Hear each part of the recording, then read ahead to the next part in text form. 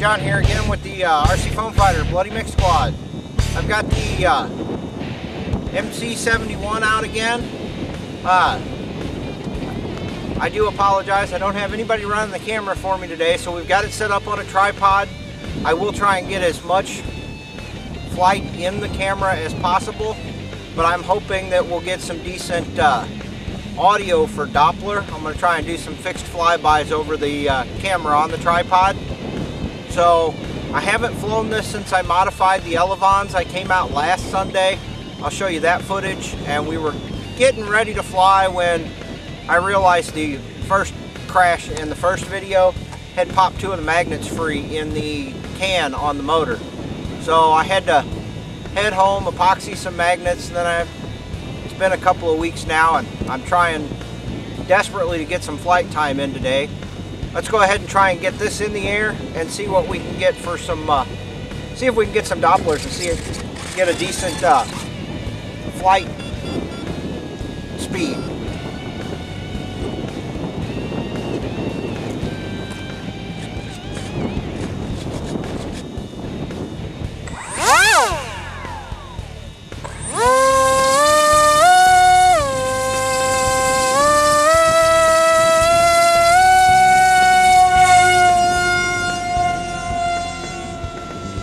I know you can't see it, but it is still a little touchy on the roll, but man, that flies better.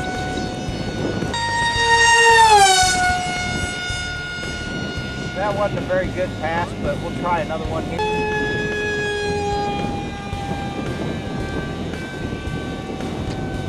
Wow, it's a whole different plane.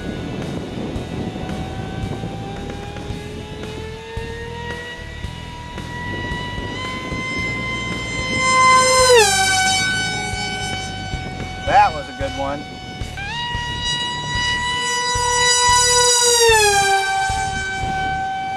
I was into the wind.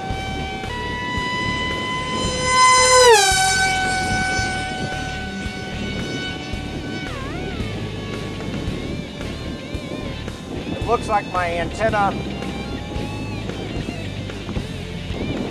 I'm gonna have to add a little more color to her because I just got a little disoriented. Put her down out there a ways, but nothing major. She was going pretty slow when it went down.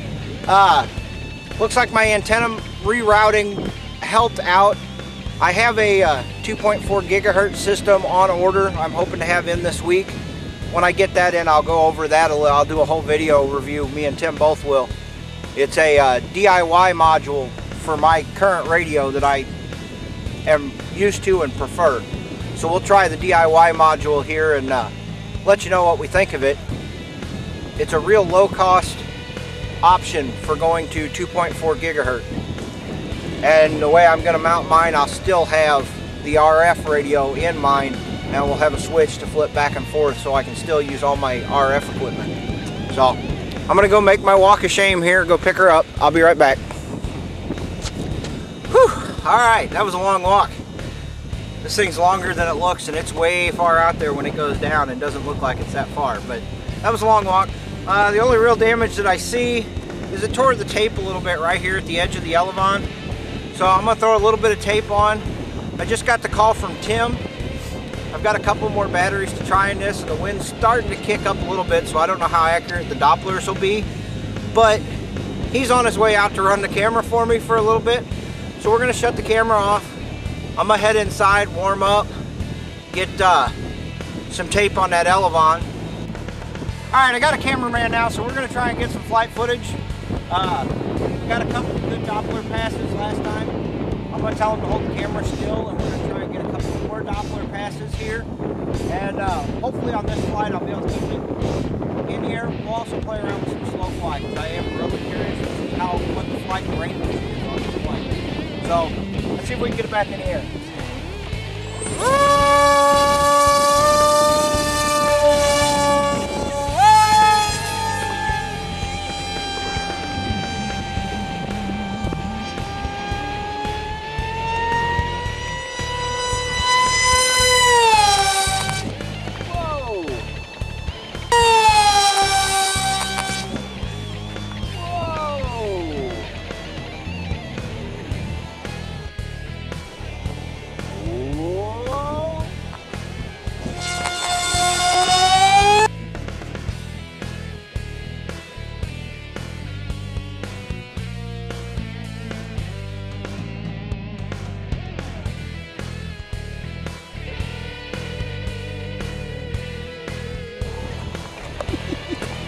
It goes by me really fast. Is that tuft of dirt where the plane hit? Yeah. I'm hoping that one survived. I saw the battery go flying. I'm just going to keep this rolling for now. It's fast. I just want to point that out. It's fast. Well, there you are, spotter dog. That was me playing around with. Let's see if I can do a real fast barrel roll. Okay, I've never seen a crater the likes of this one. Oh, there's a decent. There's a. Better get that control surface, John. Balsa and light ply. Is there anything in this hole? No. What?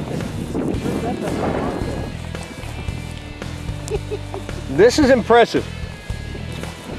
Hit here, looks like maybe the nose spun around over there. The airplane went airborne. Uh-oh. Oh no, that's... But there's a spar through there, so it should be okay. It broke the spar. Oh gosh, that broke the spar, I think. Maybe. No, there's no maybe. There is a arrow shaft. Oh, that's something else, I think. There's an arrow shaft going from here to strengthen this portion. And when I kind of dug that crater over there, it seems like it broke that arrow shaft. Now let's wander over here and see if we can find where the battery went. So here we are at the crash site. We're gonna recreate a little airplane CSI here. We kind of do this every time there's a crash. The plane come in and it looks like the nose hit here, slid along a little bit, kind of started shooting out this way about the time the rest of the plane hit the ground. And then the nose come up over here, planted in here, and this part just comes buried in right there. And that's about where I jerked the control surface out of the ground. Oh, and we're broken here, so it could have hit that and that at the same time. Well, yeah, that would explain why. That would explain why this is in the ground, and yeah. Oh! Oh gosh, John, that was terrible. Fault.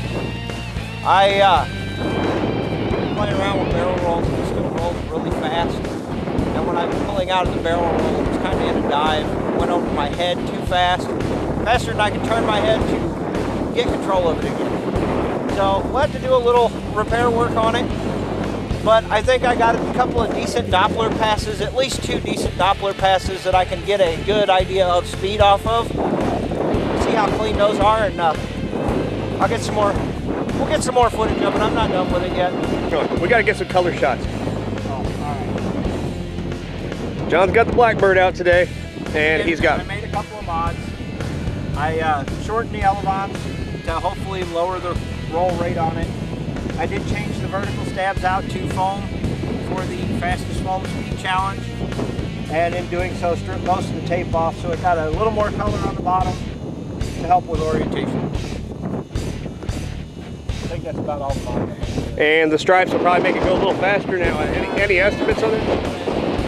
Cool.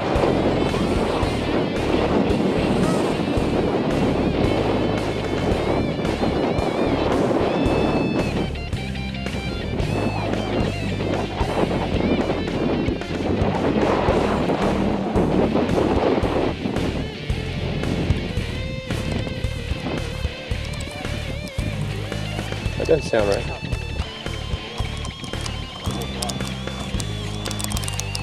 It's not good. No. Magnet? I think so. Yeah, sounds like it. Yeah. I think it is. Man.